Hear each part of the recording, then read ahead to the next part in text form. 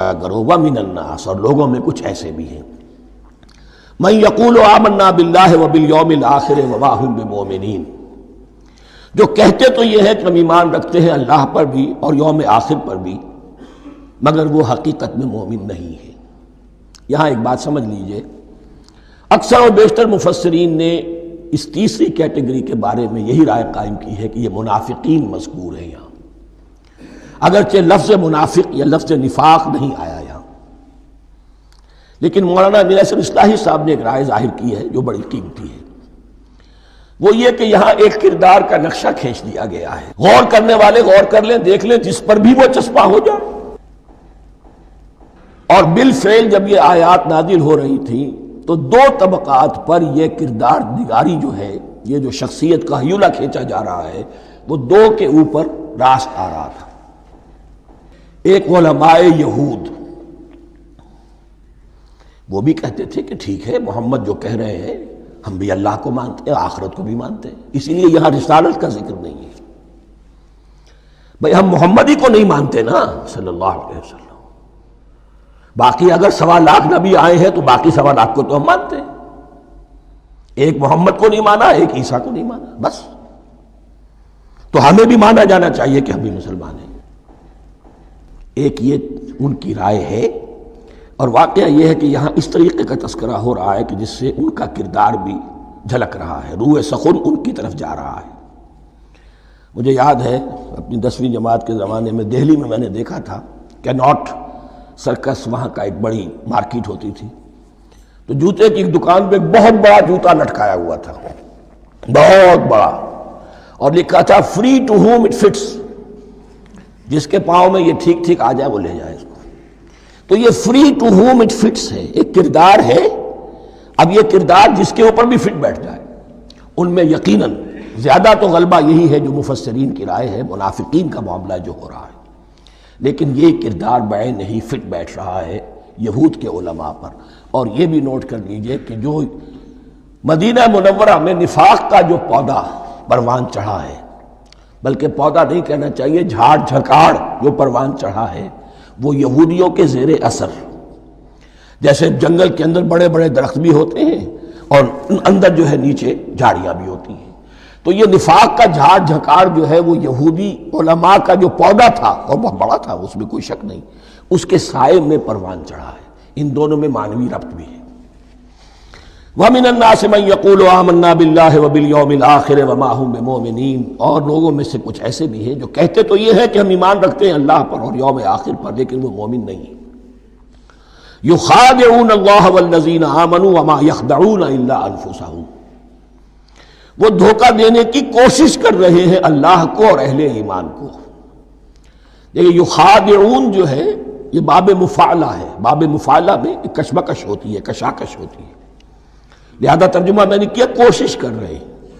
وما یخدعون الا انفسهم، یہ ثلاثی مجرد میں آ گیا، اور نہیں دھوکہ دے رہے مگر صرف اپنے آپ کو۔ یہ یقینی ہے اپنے آپ کو تو دھوکہ دے رہے ہو، لیکن یہ کہ اللہ اس کے رسول کو اور اللہ اور اہل ایمان کو دھوکہ نہیں دے سکتے۔ سورہ نساء کی آیت نمبر 142 میں یہ کھل کر منافقین کے بارے میں یہی الفاظ آئے ہیں،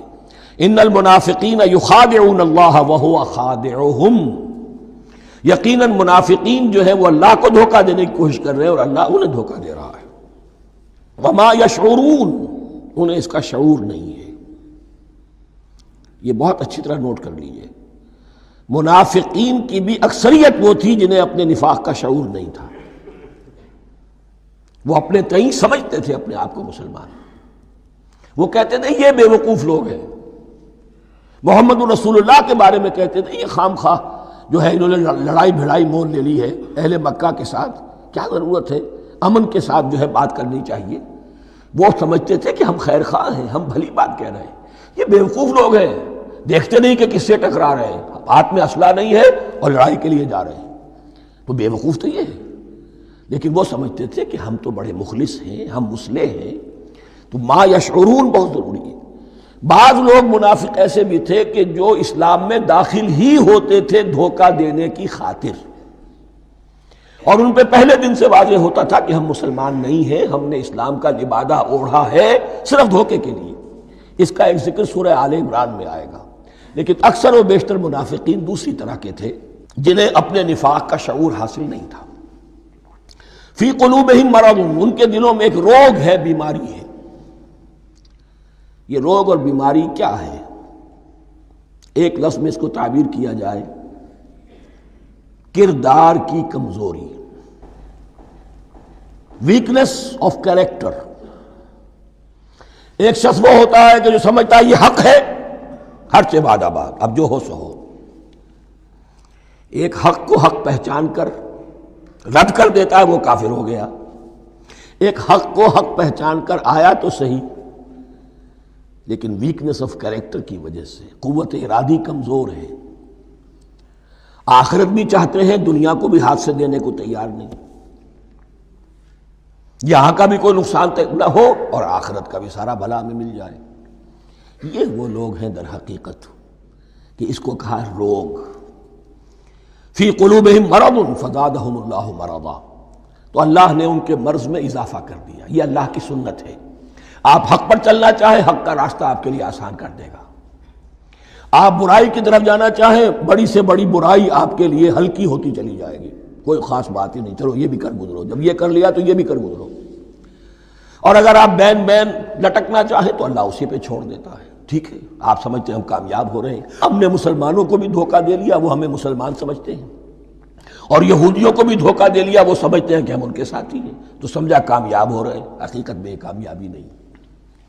فی قلوبہم مرض فزادہم اللہ مرضا ولہم عذاب علیم بما کانوا یکذبون، اور ان کے لیے تو دردناک عذاب ہے۔